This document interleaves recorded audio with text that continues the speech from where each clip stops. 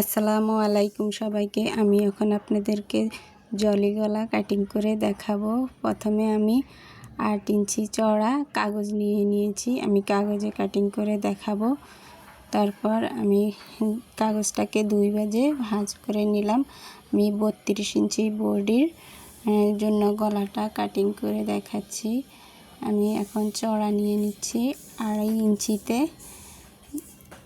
তারপর আমি বক্স করে নিব, যে আমি ফিতা দিয়ে দেখিয়ে দিচ্ছি। 2.5 ইঞ্চি চওড়া নিয়ে নিচ্ছি, উপরেও আমি 2.5 ইঞ্চি চওড়াতে দাগ দিয়ে নিব, যেভাবে 2.5 ইঞ্চি চওড়াতে দাগ দিয়ে নিচ্ছি। তারপর আমি এইভাবে বক্স করে নিব, লম্বা 7 ইঞ্চিতে আমি দাগটা দিয়ে নিচ্ছি।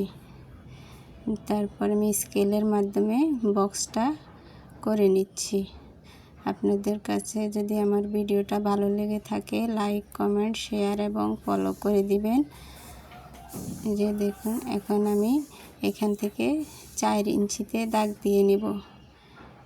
কোণা থেকে 4 বা 4.5 ইঞ্চিতে দাগটা দিলে হবে, আপনারা যে যতটুকু দিতে চান।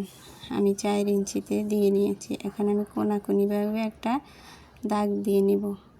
তারপর আমি এখানে 1.5 ইঞ্চিতে একটা মার্ক করব দাগের মধ্যে। তারপর আমি উপরেও 1.5 ইঞ্চিতে আরও একটা মার্ক করব। তারপর আমাদের দাগের লাস্ট অবধিও 1.5 ইঞ্চি আছে। এখন আমি এভাবে রাউন্ড শেপগুলো করে নিচ্ছি।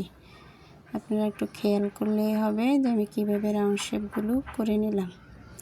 এভাবে আমি ড্রয়িংটা করে নিয়েছি। এখন আমি ড্রয়িং অনুযায়ী কাটিং করে নেব। যারা ইউটিউব চ্যানেল থেকে দেখবেন তারা আমার চ্যানেলটিকে সাবস্ক্রাইব করে দিবেন, আর পাশে থাকা বেল আইকনটিকে প্রেস করে দিবেন।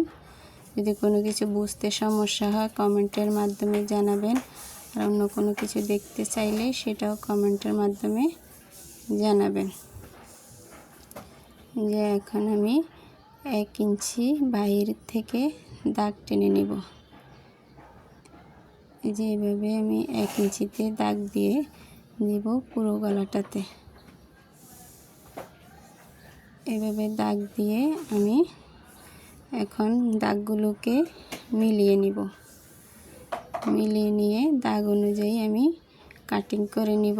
আমার দাগটা হালকা একটু বাঁকা হয়েছে, কারণ আমি কাটিংয়ের সময় সোজা করে কাটিংটা করে নিলাম। আমার গলার কাটিংটা কেমন হলো কমেন্টের মাধ্যমে জানাবেন। আর আপনারা যদি নিজেদের জামা দিতে চান তাহলে শেয়ার করে রাখবেন।